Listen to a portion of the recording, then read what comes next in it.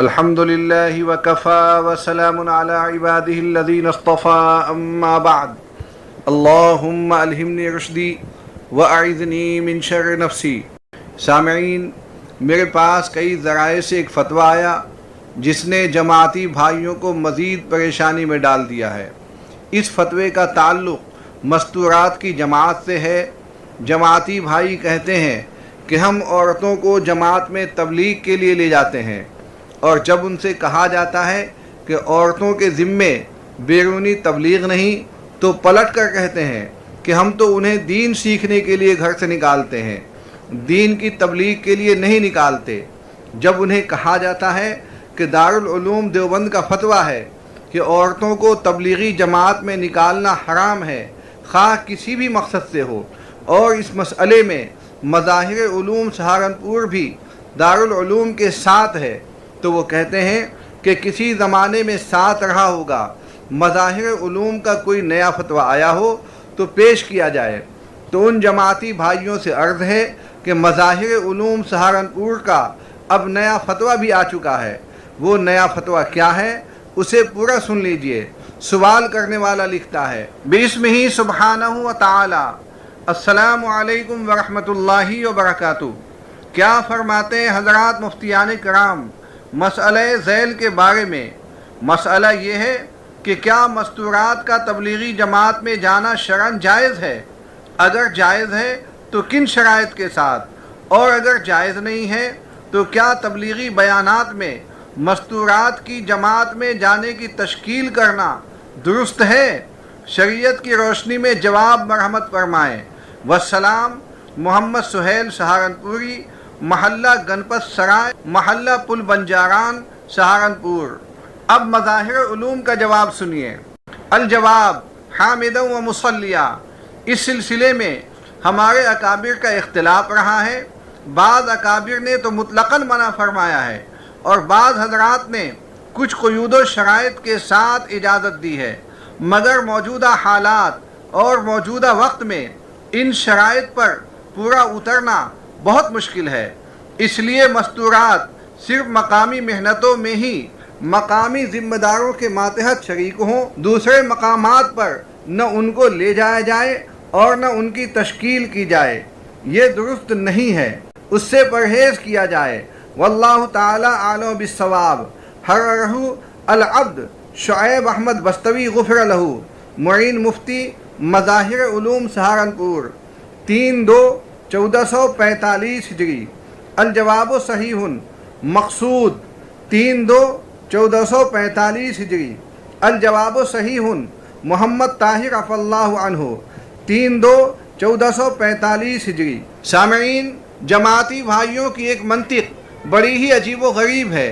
جب ان سے کہا جاتا ہے کہ دارالعلوم نے فتویٰ دیا ہے کہ عورتوں کا تبلیغی جماعت میں جانا حرام ہے، تو وہ کہتے ہیں کہ وہ تو پرانا فتویٰ ہے، وقت کے بدلنے سے فتویٰ بھی بدل جاتا ہے، دارالعلوم کا نیا فتویٰ لے کر آؤ۔ جماعتی بھائیوں کی یہ منطق ناقابل قبول ہے، کیونکہ اگر اس منطق کو درست مان لیا جائے تو لازم آئے گا کہ اسلام کے تمام احکام کو چھوڑ دیا جائے، نماز چھوڑ دی جائے، رمضان کے روزے چھوڑ دیے جائیں، حج اور زکوٰۃ کو بھی ختم کر دیا جائے، کیونکہ یہ سارے احکام 1450 سال پرانے ہیں۔ کوئی نیا حکم اس سلسلے میں اللہ نے نازل نہیں کیا۔ ظاہر ہے کہ یہ بات انتہائی غلط ہے۔ بھائی، جب تک کوئی نیا حکم نہیں آتا، پرانا حکم ہی نافذ اور واجب العمل رہتا ہے۔ جب دارالعلوم اور مظاہر علوم نے آج سے 70 سال پہلے متفقہ طور پر ایک فتویٰ دے دیا تھا، تو اس سلسلے میں نئے فتوے کی مانگ انتہائی احمقانہ بات ہے۔ لیکن اس کے باوجود بھی دارالعلوم سے بار بار پوچھا جاتا رہا کہ عورتوں کا تبلیغی جماعت میں جانا کیسا ہے، تو دارالعلوم ہر مرتبہ کہتا رہا کہ آج سے 70 سال پہلے جو فتویٰ دیا گیا تھا اسے دیکھ لیا جائے۔ ایک چھوٹا سا نمونہ ملاحظہ ہو۔ دارالفتہ لکھتا ہے: اب سے بہت پہلے دارالعلوم دیوبند کے صدر مفتی حضرت مولانا مفتی سید مہدی حسن صاحب نے عورتوں کی جماعت میں نہ نکلنے کا فتویٰ دیا تھا، جس کی تصدیق مظاہر علوم سہارنپور کے ناظم حضرت مولانا عبداللطیف صاحب نے اور مفتی اعظم مفتی سعید احمد صاحب اجراوڑوی نے کی ہے۔ فتاوی دارالعلوم میں یہ مسئلہ چھپا ہوا ہے۔ دارالعلوم دیوبند سے بھی یہی فتویٰ دیا جاتا ہے، اسی میں زیادہ عافیت ہے۔ واللہ تعالی عالم۔ دارالفتاء دارالعلوم دیوبند۔ سامعین، کرناٹک کے میرے ایک عزیز ہیں، انہوں نے اسی سال 25 مئی 2023 میں ایک استفتاء دارالعلوم کو بھیجا تھا، تو دارالعلوم نے وہی پرانا جواب انہیں ارسال کر دیا۔ ان کا استفتاء سماعت فرمائیں۔ حضرت مفتی صاحب، موجودہ دور میں کیوں مستورات کا مروجہ تبلیغی جماعت میں جانا منع ہے، اور عورتیں دین کی تعلیم حاصل کریں تو کیسے کریں؟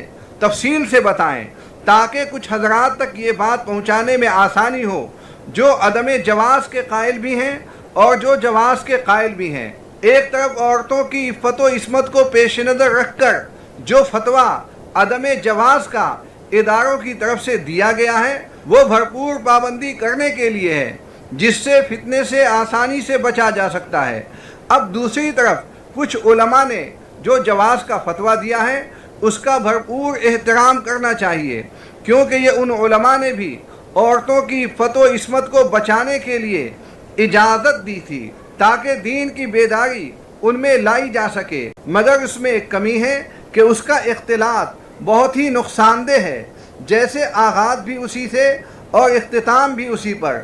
تیسرا یہ کہ کیا صرف مروجہ تبلیغی جماعت کے طریقہ کار سے ہی عورت تعلیم حاصل کر سکتی ہے یا کوئی اور راستہ ہے؟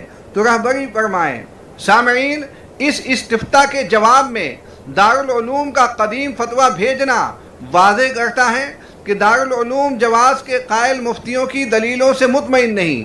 میں نے پہلے بھی عرض کیا تھا کہ مستورات کی جماعت سے متعلق جمہور علماء کا فتویٰ یہ ہے کہ یہ حرام ہے۔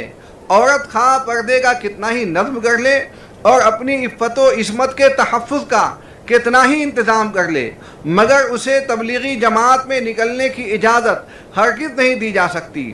ہاں، کچھ فتوے ایسے بھی ہیں جن میں جواز کی بات کہی گئی ہے، مگر وہ شاذ کے قبیل کے ہیں، اور شاذ پر عمل کرنے سے ہماری شریعت نے منع کیا ہے۔ اللہ تعالیٰ فرماتے ہیں وَمَن يُشَاقِقِ الرَّسُولَ مِن بَعْدِ مَا تَبَيَّنَ لَهُ الْهُدَى وَيَتَّبِعْ غَيْرَ سَبِيلِ الْمُؤْمِنِينَ نُوَلِّهِ مَا تَوَلَّى وَنُصْلِهِ جَهَنَّمَ وَسَاءَتْ مَصِيرًا۔ ترجمہ: اور جو شخص ہدایت کے ظاہر ہونے کے بعد رسول کی مخالفت کرے اور تمام مسلمانوں کے راستے کے خلاف چلے تو ہم اسے اسی طرف پھیر دیں گے جس طرف وہ پھرا، اور اس کو جہنم میں داخل کر دیں گے، اور وہ کیسا برا ٹھکانہ ہے۔ سامعین، افسوس کی بات یہ ہے کہ دین کے داعی ہونے کے دعوے دار تمام ہی جماعتی بھائی جمہور کے فتوے کو نہیں مانتے، دارالعلوم کے فتوے کو نہیں مانتے، مظاہر علوم کے فتوے کو ٹھکراتے ہیں، جامعہ بنوری ٹاؤن کے فتوے کو تسلیم نہیں کرتے۔ ان کے علاوہ وہ تمام فتوے جو دارالعلوم کے مطابق ہیں، ان سب کو ردی کی ٹوکری میں ڈالتے ہیں اور شاذ فتووں پر عمل کرتے ہیں۔ انہی میں سے ایک فتویٰ وہ بھی ہے جو مدرسہ شاہی مراد آباد کے سینئر استاد مفتی شبیر احمد صاحب نے دیا ہے۔ انہوں نے ایک تو عورتوں کے تبلیغی جماعت میں نکلنے کو جائز کہا، اور جو دلائل دیے ان کا فتوے سے کوئی جوڑ ہی نہیں۔ پہلے ان کا فتویٰ سنیے، پھر ان کے دلائل، اور ان کے بعد حقہ کی طرف سے ان کا تجزیہ۔ مفتی صاحب لکھتے ہیں، جس طرح مرد دین سیکھنے اور سمجھنے کے محتاج ہیں، اسی طرح عورتیں بھی محتاج ہیں، اور گھروں میں عام متن اس کا انتظام نہیں ہے۔ اس لیے اگر عورتیں مرکز نظام الدین کی طرف سے جاری کردہ شرائط اور پابندیوں کی رعایت کرتے ہوئے 3 دن، 10 دن یا چلے کی جماعت میں دور دراز مقام پر اپنے شوہر یا محرم شرعی کے ساتھ حدود شرع کی پابندی کا لحاظ رکھتے ہوئے جائیں اور کسی فتنے کا خطرہ نہ ہو تو شرعاً اس کی اجازت ہے، بلکہ دینی اعتبار سے مفید اور اہم ہے۔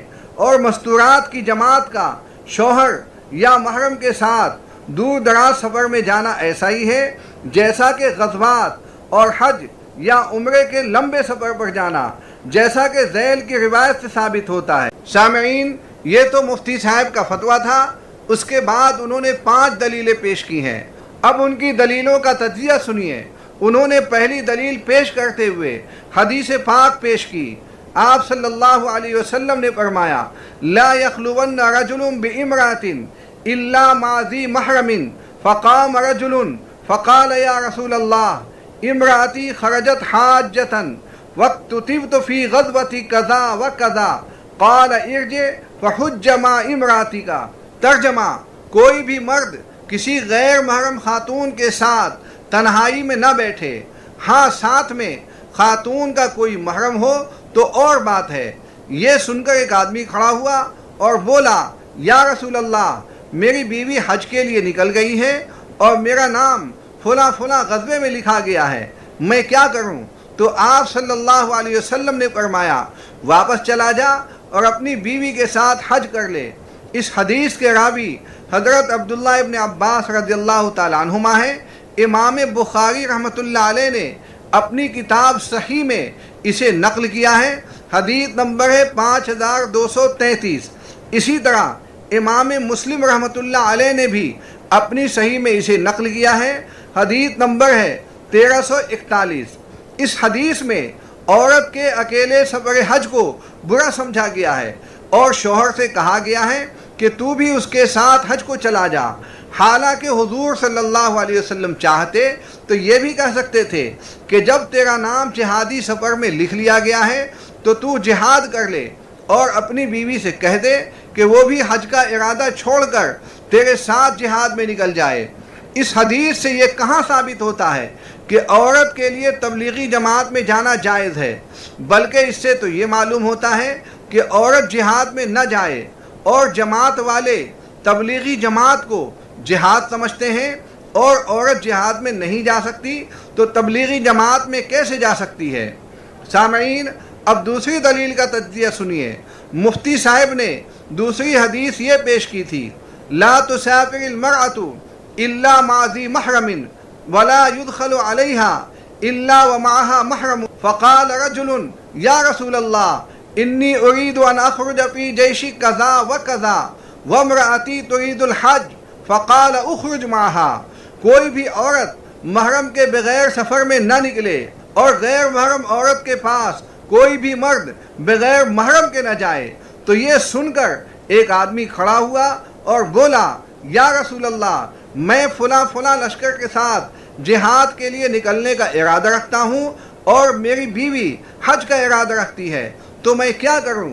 آپ صلی اللہ علیہ وسلم نے فرمایا تو بھی اس کے ساتھ حج کو چلا جا۔ اس حدیث کے راوی حضرت عبداللہ ابن عباس رضی اللہ تعالیٰ عنہما ہیں۔ یہ حدیث بخاری شریف میں بھی ہے، مسلم شریف میں بھی ہے۔ بخاری کا حدیث نمبر ہے 3006 اور مسلم شریف کا حدیث نمبر ہے 1341۔ اس حدیث سے بھی یہی ثابت ہوتا ہے کہ عورت جہاد میں نہیں جا سکتی، اور جب جہاد میں نہیں جا سکتی تو تبلیغی جماعت میں بھی نہیں جا سکتی۔ پھر یہ حدیث عورتوں کے تبلیغی جماعت میں نکلنے کے جواز کے لیے کیسے لائی جا سکتی ہے؟